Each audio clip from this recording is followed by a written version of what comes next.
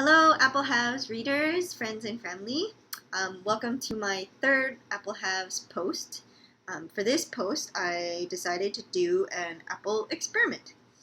So a couple months ago, I found an article online that talked about water, and there was a Japanese researcher who did a lot of research on water and how he postulated that our thoughts affect the water, and this was profound because our human bodies are 60% water. So, how, and what does that say about our own thoughts that we think day in and day out, and how does that affect our body, or does it?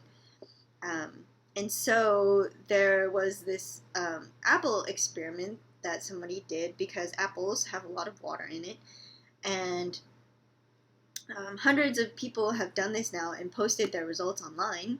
But what you do is you take an apple and you cut it in half, and then you put one half in one jar and label it love, and then you put the other half in another jar and you label it hate.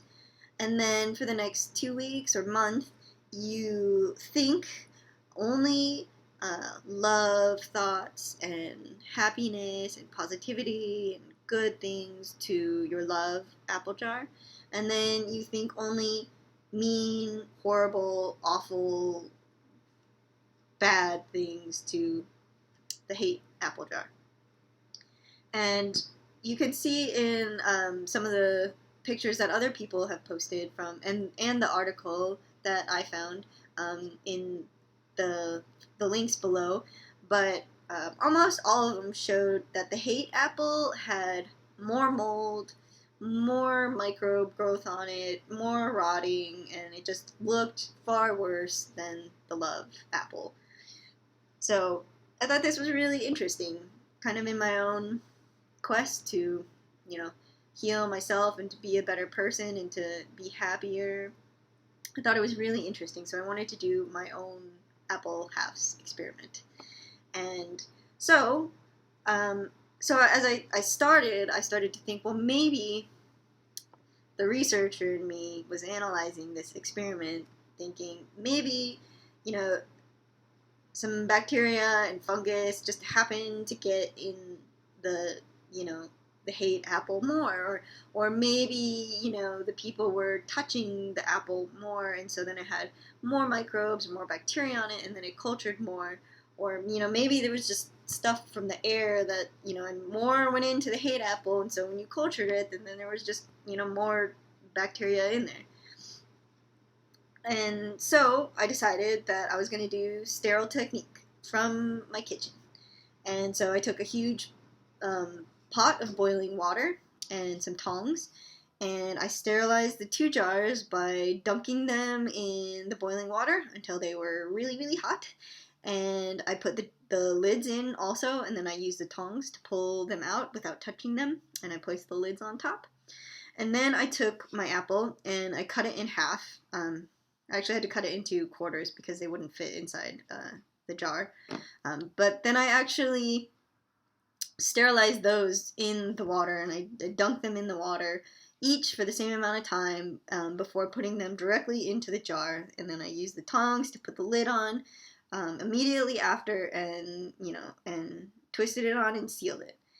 So I did that for both of them, and then so then I thought, well, that kind of helps eliminate the question of, will there be more or less bacteria in one. And having taken a microbiology class, I know that you have to be really careful about your sterile technique, because even if you breathe on an agar, one and not on the other, you could end up getting different results, and just one colony could make a difference on your cultures. So I really wanted to eliminate that factor. And it's been 1 month since I started this, just a little over a month, and as you can see, there's really no bacteria, mold, fungus in there at all. So that's a good thing, because it means that I was successful in my sterile technique. But it's also a not so good thing because there's not a whole lot to go on as far as visible results for if one, had more growth than the other. So I'm going to wait a few more weeks, probably another month, and continue doing this to see if I can find any more noticeable results. But as you can see, well, maybe you can't see, the hate one has a little bit more brown caramely-ishness to it, but not enough to show a huge difference. And then you can also see the color of the skin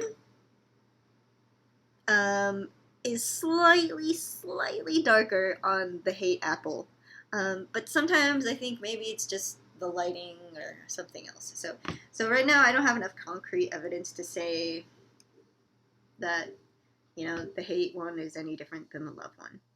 But another thing that I came across, the first few times I started doing my love and my hate to these jars, was that I was touching it and I was speaking to it and thinking bad thoughts to it, and then I thought, well, maybe it's not the thoughts that are affecting the jar. Maybe it's just the fact that I'm touching the jar, and that connection can also be a conduit for your thoughts. So maybe it's actually just the fact that you're touching it that affects it.